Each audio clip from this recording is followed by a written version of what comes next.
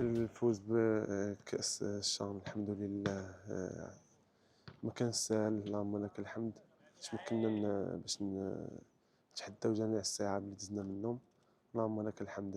ديال الثمار ديال المجهودات ديالنا. كنا في الطياره هذيك الوقيته، ما كان ماشي انا هو اول واحد عرفوا الدراري قبل مني. بداو كيغوتوا الدراري، فرحوا ليا، فرحت بزاف بالاستدعاء ديالي، والحمد لله اللهم لك الحمد. كنتمنى نكون عند حسن الظن ديالهم ان شاء الله يا رب. المغرب كيبقى فيه اجواء خاصه، وسيرتو التيراني اللي غيتحل جديد ديال مولاي عبد الله، غتكون فيه جماهير، غيكونوا بزاف، وغتكون الاجواء اللي زوينه بزاف، وان شاء الله يكون الفوز من الحليف ديالنا ان شاء الله. يجيو يساندونا ان شاء الله، وما يكون غير الخير.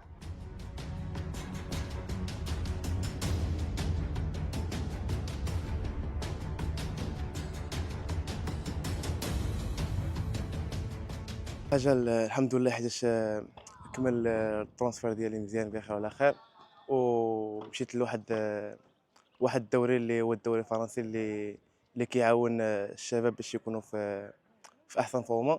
وكنشكر الجمهور المغربي اللي دعمني بزاف، وكنبغي نشكر الدراري ديال ليكيب ناسيونال حيت كاملين دعموني مزيان في الترونسفير ديالي.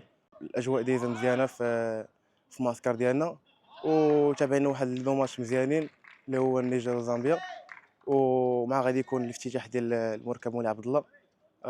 غادي يكون واحد الاجواء اللي مزيانه بزاف.